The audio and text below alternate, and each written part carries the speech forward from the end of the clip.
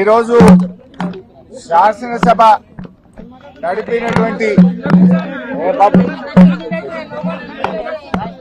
ఈరోజు తెలంగాణ శాసనసభ అంతా కూడా ఏకపక్షంగా ఒకే సైడు నడపడం పట్ల మా తీవ్రమైన నిరసన తెలియజేస్తూ ఈరోజు సభ నుంచి వాకౌట్ చేసి మేము బయటకు రావడం జరిగింది.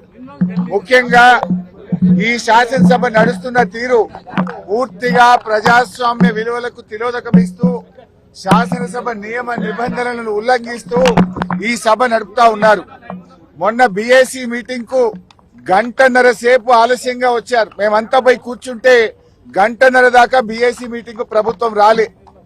బీఏసీ మీటింగ్ లో తీసుకున్న నిర్ణయాలు వేరు, ఈ రోజు శాసనసభలో బీఏసీ నిర్ణయాలని చెప్పి పెట్టింది పూర్తిగా వేరుగా పెట్టారు. బీఏసీలో 7 రోజులు అసెంబ్లీ నడుపుతామని, తర్వాత మళ్లీ బీఏసీ పెట్టి ఎన్ని రోజులు జరపాలో నిర్ణయిస్తామని బీఏసీలో నిర్ణయం జరిగింది. కానీ ఇలా బీఏసీ ఎజెండా ఏం చెప్పిన సభలో ఏం పెట్టారు, ఎన్ని రోజులు జరపాలన్నది స్పీకర్ గారి నిర్ణయానికి వదిలేసినాము అని. అంటే బీఏసీలో తీసుకున్న నిర్ణయాలను కూడా తప్పుదో పట్టిస్తూ సభను తప్పుదో పట్టించారు. ఇక సభ నడిపే తీరైతే పూర్తి అధ్వాన్నంగా ఉంది. ప్రధాన ప్రతిపక్షానికి మాట్లాడే అవకాశమే ఇవ్వడం లేదు. మూసీ మీద చర్చ జరిగినప్పుడు మేము కొన్ని ప్రశ్నలు సంధించాం. ఏ ఒక్క ప్రశ్నకు ప్రభుత్వం సమాధానం ఇవ్వలేదు. ముఖ్యమంత్రి గారు వచ్చి అడ్డగోలుగా గంటన్నర సేపు ప్రశ్నోత్తరాల సమయంలో మాట్లాడారు. మీరు మూసీ మీద అంత చర్చించాలనుకుంటే షార్ట్ డిస్కషన్ పెట్టండి, ఇంకో రోజు డిస్కషన్ పెట్టండి, ఎంతసేపు అయినా మాట్లాడదాం. కానీ ఇలా 10 క్వశ్చన్లు ఉన్నాయి, క్వశ్చన్ అవర్ ఉంది, ఇది సభ్యుల హక్కు, ఇది ఎక్కడిది అంటే ఆయన నోటికి హద్దే లేదు. ముఖ్యమంత్రి గారు అసెంబ్లీని బూతులమయం చేశాడు. ఆయన ఎన్ని బూతులు మాట్లాడినా, ఎంత అడ్డగోలుగా మాట్లాడినా స్పీకర్ గారు ఆయనను ఆపే ప్రయత్నం చేయరు. ఇలా మేము ముఖ్యమంత్రి గారు మాట్లాడిన వ్యాఖ్యల మీద మేము ప్రొటెస్ట్ చేస్తాము, మా యొక్క సూచనలు ఇస్తాము అంటే అసలు మాకు మైకే ఇవ్వడు. మాకు మైక్ ఇవ్వకుండా ఇంకొక విపక్షానికి మైక్ ఇచ్చారు, సంతోషం. మరి ప్రధాన ప్రతిపక్షానికి మైక్ ఇయ్యారా? అంటే మీరు సభ ఏంది, బీఆర్ఎస్ పార్టీకి మైక్ ఇయ్యము, బీఆర్ఎస్ పార్టీ మాట్లాడొద్దు అనే పద్ధతి ఉంటే మరి మేము సభకు ఎందుకు రావాలి? పైగా మేము పోరాడి మైక్ తీసుకుంటే మీరు ముఖ్యమంత్రిని విమర్శించొద్దు అంటాడు. ఇది ఎక్కడి పద్ధతి? అంటే ఇలా రాహుల్ గాంధీ గారు పార్లమెంట్ లో ప్రధానమంత్రిని విమర్శిస్తలేరా? రాహుల్ గాంధీ గారు ప్రధానమంత్రి మీద మాట్లాడతలేరా? మరి మేము ముఖ్యమంత్రి మీద మాట్లాడకపోతే సభకు రావడం ఎందుకు?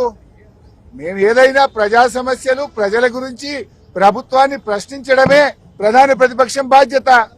అసలు ముఖ్యమంత్రి గారు ఏం మాట్లాడండి? అలా మూసీ నది కంపు కంటే ముఖ్యమంత్రి గారి మాటల కంపు ఎక్కువైపోయి ఇలా మూసీ ప్రక్షాళన కంటే ముందు ముఖ్యమంత్రి గారి నోరు ప్రక్షాళన చేయాల్సిన అవసరం ఉంది. శాసనసభను ఆయన ఒక గాంధీ భవన్ గా, ఒక సిఎల్పి మీటింగ్ లాగా మార్చారు. శాసనసభలో ప్రతిపక్షాలు అడిగిన ప్రశ్నలకు ప్రభుత్వం సమాధానం చెప్తుందా? విపక్షాల మీద అదే సొల్లువాగుడు, బయట మాట్లాడిందే, గాంధీ భవన్ లో మాట్లాడిందో, సిఎల్పి మీటింగ్ లో మాట్లాడిందే, పబ్లిక్ మీటింగ్ లో మాట్లాడిన సొల్లువాగుడే అసెంబ్లీలో వాగుతారా? దీనికోసమైనా అసెంబ్లీ సమావేశాలు పెట్టింది. నేను సూటిగా అడిగిన, మూసీకి తెచ్చే నీళ్లు కాళేశ్వరంలోని మల్లన్న సాగర్ ప్రాజెక్టు నుంచే తెస్తున్నారా అని అడిగాను. సమాధానం లేదు.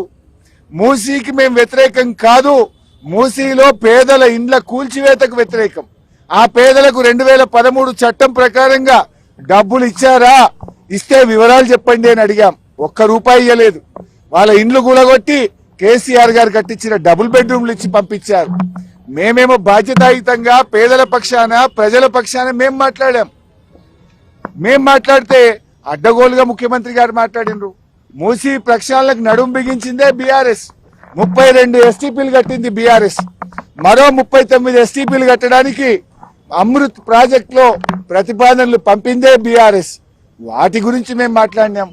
కానీ రేవంత్ రెడ్డి గారు ఎంతసేపు ఎదుటి వాళ్ళ మీద బాడీ షేమింగ్, నువ్వు పొడుగు ఎక్కున్నావు, నువ్వు అద్దాలు పెట్టుకున్నావు, ఏంది చిల్లర మాటలు? నువ్వు ముఖ్యమంత్రివా, ఏమన్నా స్ట్రీట్ రౌడీవా?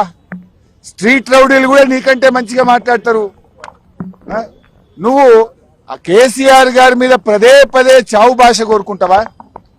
తెలంగాణ తెచ్చిన నాయకుడు, ప్రధాన ప్రతిపక్ష నాయకుడు, 10 ఏళ్లు ముఖ్యమంత్రిగా చేసిన కేసీఆర్ గారిని పట్టుకొని అడ్డగోలు మాటలు మాట్లాడతావు. నువ్వు ఒక తెలంగాణ ద్రోహివి, నువ్వు ఒక నీళ్ల ద్రోహివి. నువ్వు కేసీఆర్ గారి పట్ల అటువంటి భాష మాట్లాడడం చాలా తీవ్రంగా మేము ఖండిస్తా ఉన్నాం. రాహుల్ గాంధీ గారు పొద్దున్న లేస్తే రాజ్యాంగం చేతిలో పట్టుకొని తిరుగుతాడు.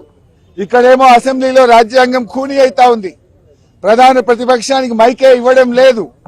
అందువల్ల మేమందరం కూడా ఇక ఈ శాసనసభలో కూర్చున్న వేస్ట్, మైక్ ఇవ్వకుండా ముఖ్యమంత్రిని తిట్టద్దంటాడు. స్పీకర్ గారు ఆన్ రికార్డ్ అక్కడ కూర్చొని మీరు ముఖ్యమంత్రి గారి మీద విమర్శ చేయొద్దు అంటాడు. అనొచ్చా అట్లా స్పీకర్? ముఖ్యమంత్రి గారి మీద మీరు మాట్లాడితే మీ మైక్ కట్ చేస్తా అంటాడు. మరి మేము ఉండేందుకు అసెంబ్లీలా? స్పీకర్ గారి పక్షపాత వైఖరికి నిరసనగా ఈ శాసనసభ ఈ సెషన్ ను బీఆర్ఎస్ పార్టీ బహిష్కరించాలని నిర్ణయం తీసుకున్నది. స్పీకర్ గారు, మీరు సభలో అందరికీ సమాన హక్కులు కల్పించే బాధ్యత మీకు ఉంటది. మీరు మా దిక్కు చూడరు, మాకు మైక్ ఇయ్యరు. మేము ఒక అక్షరం మాట్లాడగానే మైక్ కట్ చేస్తారు. అంటే ముఖ్యమంత్రి గారు గంటన్నర మాట్లాడితే ఏముండదా? సభలో అందరికీ సమాన హక్కులు ఉంటాయి. ఆయన నోటికి అడ్డు అదుపు లేకుండా చిల్లర మాటలు వ్యంగ్యంగా అడ్డగోలుగా రేవంత్ రెడ్డి మాట్లాడితే నువ్వు ఆపే ప్రయత్నం చేయవు.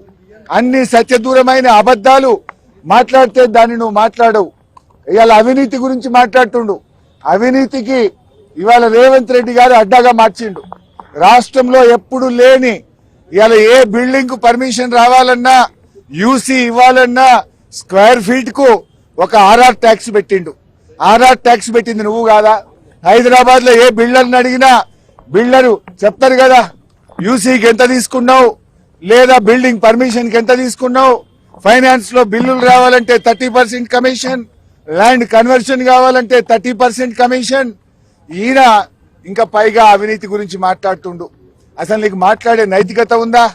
ఈ రాష్ట్రాన్ని అవినీతిమయం చేసినావు.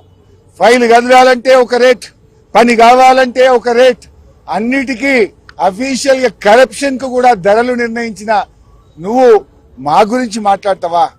ఇవాళ ఈ ప్రభుత్వం యొక్క తీరును, శాసనసభ నడుస్తున్నటువంటి తీరు, స్పీకర్ గారి వ్యవహార శైలి ఇలా చాలా దారుణంగా ప్రజాస్వామ్య విలువలు పడిపోయే విధంగా ఉన్నాయి. మా గొంతు నొక్కుతా ఉన్నారు, మాకు మైకు ఇవ్వడం లేదు. సభలో ఏకపక్షంగా నడుపుతున్నటువంటి తీరుకు నిరసనగా, ఈ ప్రభుత్వానికి వైఖరికి, స్పీకర్ గారి వైఖరికి నిరసనగా ఈ శాసనసభ సమావేశాలను బీఆర్ఎస్ పార్టీ బాయ్కాట్ చేస్తుంది.